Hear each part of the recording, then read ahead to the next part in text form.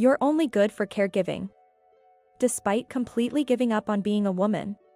My husband says this, not only pushing the care of his mother onto me, his wife, but also hurling such insults.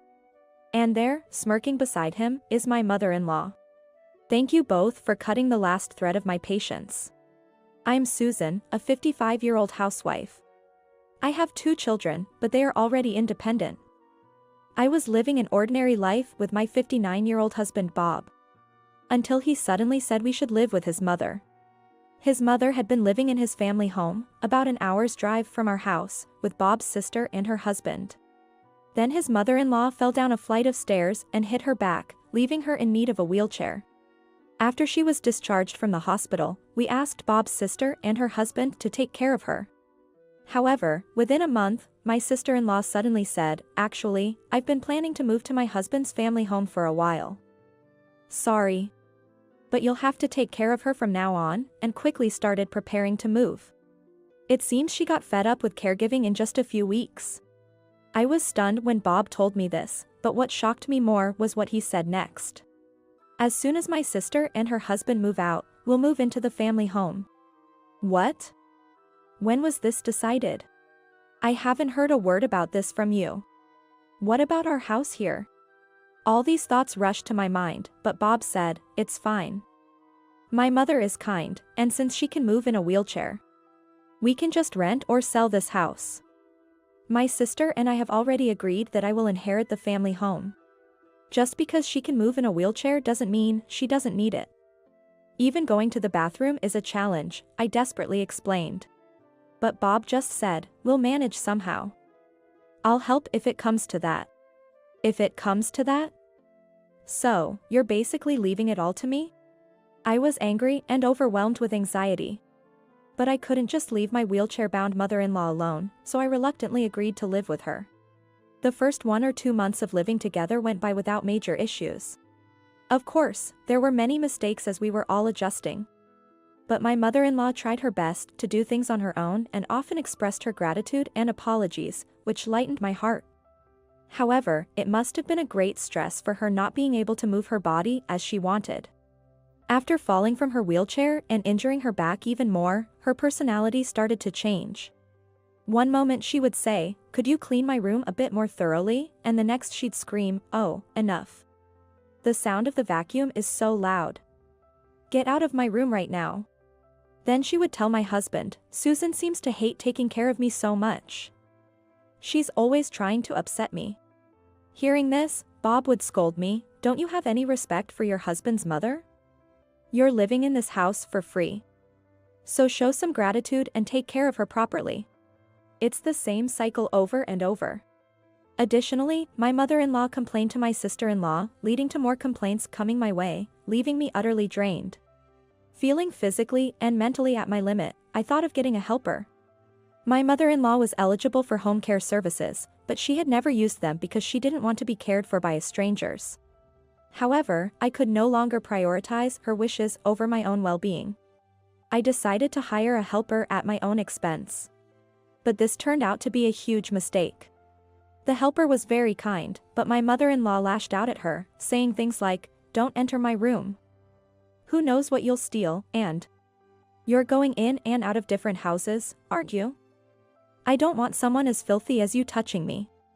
She insulted the helper and disrespected her dignity. The contract was terminated within a month. Furthermore, Bob was furious that I had hired the helper without his consent. "You just want to slack off," he accused. Instead of spending money on that, buy better food for my mother, he scolded me. But I can't take it anymore. The caregiving alone is hard enough, and your mother is so harsh on me. I pleaded with tears. However, he yelled back, "What lies are you telling?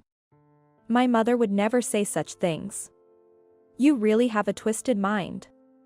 In the end, I was left to care for her alone again. At that point, I made a decision.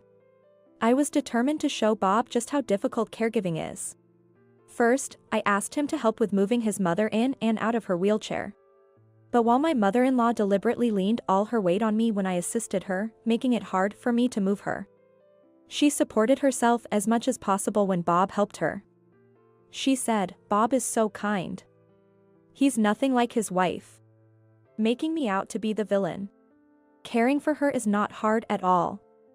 Stop acting like a tragic heroine. Bob said to me, and that's when I lost it. I threw my mother-in-law's discarded underwear at Bob. Yuck. What is this? It stinks. It's your mother's dirty underwear. It stinks this much. I've been hand washing these every day. Why don't you try washing them once, Bob? I yelled this, and Bob was momentarily lost for words, then retorted, there's a washing machine, isn't there? Fine, wash them directly in the machine. But I think the smell and stains might transfer to other clothes, and germs might stick too. Starting tomorrow, I'll wash all your clothes with your mother's dirty underwear. That's okay, right? After saying that, Bob had no comeback. The next day, true to my word, I washed his favorite shirt with his mother's dirty underwear. When Bob saw the shirt, which had a slight odor and color, he immediately bought a portable washing machine. I can't afford to buy this much myself, he said gruffly. I was infuriated that he didn't apologize, but felt slightly relieved. However, my mother-in-law's attitude towards me only worsened. She had been neglecting her rehabilitation and mostly bedridden now. To prevent bed sores, I frequently had to move her. Originally overweight, she had gained over 70 kilograms since becoming bedridden, making it a heavy task for me alone. Recently, I nearly dropped her on the other side of the bed because I couldn't apply strength properly. Then she screamed, "You're trying to send me to the other world for the inheritance. Unfortunately for you, you won't get a penny." Infuriated by her words, I smiled sweetly at her. So, caring for you means I'm just losing out. Maybe I should stop then. She looked shocked and said, "How dare you say that as a daughter-in-law?" Well, I've been thinking about stopping being that a daughter-in-law too, I retorted. She turned pale and shrieked, "Get out. Get out of this room." She probably intended to call Bob. Sure enough, within 2 hours, Bob came home early from work. "You said you want to divorce me because you hate caring for my mother?" "That's right, I'm considering it." Bob then looked at me with a condescending gaze. "What are you going to do after the divorce? You can't possibly get a job now. Planning to catch another man? Impossible, impossible." Next to me, my mother-in-law was smirking. "I'm not thinking about that." "But what do you mean by impossible? You're over 50. Have you looked in the mirror lately? You've completely given up on being a woman. With your unkempt hair and bare face full of wrinkles and spots, do you think any man would be interested in you? You're only good for caregiving." He scoffed. But I didn't back down and retorted. "Who do you think buys your shampoo, hair products, and hair growth treatments? Who irons your shirts and takes your suits to the cleaners? Without me, you'd be told you've given up on being a man." Bob turned bright red at my words and ran off to his room. Then he started calling someone. Probably to his sister for backup. As I expected, 15 minutes later, my sister-in-law called. "What's this about you treating mom terribly and wanting a divorce? What are you thinking?"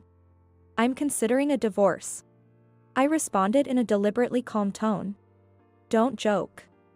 Who's going to take care of mom?" "Well, maybe Bob or you." "That's ridiculous. I'm already taking care of my husband's parents. There's no need for you to do that. It's not your obligation." I explained that caring for parents is the responsibility of their blood relatives, and she doesn't have to care for her husband's parents. That's not how it works. It's common sense. Common sense, huh? By the way, your mother accused me that I'm here for her inheritance. Is there even any inheritance from your father? What? Why bring that up all of a sudden? Just wondering if there's really something to worry about after she passes away. Huh? What do you mean? Bob and I will split it. Unfortunately for you, you have no claim. Her voice sounded spiteful. That's fine for me, but what about it? What do you mean? Growing impatient, I whispered to her. I'm just worried that Bob might try to cozy up to your mother to get all the inheritance for himself. What? He's been talking a lot with her lately. Maybe he's trying to get her to leave everything to him in her will. In reality, my mother-in-law and Bob were indeed whispering together about the inheritance. So what I suggested to my sister-in-law might not have been far from the truth. It seemed to strike a chord with her, as she fell silent. Seizing the moment, I pressed on. If you're worried about what I just mentioned, it might be best to come back as soon as possible to take care of your mother. She's bedridden lately, and you never know what might happen. After saying that, I hung up the phone and started packing my basic belongings into my suitcase. The next morning, after Bob went to work, I left a note on the table and left my in-laws' house. As expected, my sister-in-law rushed back to the house that same day, declaring that she would take over the care of my mother-in-law. She even seemed to have divorced her husband, possibly due to his modest income. Bob, initially thrilled that someone was taking over.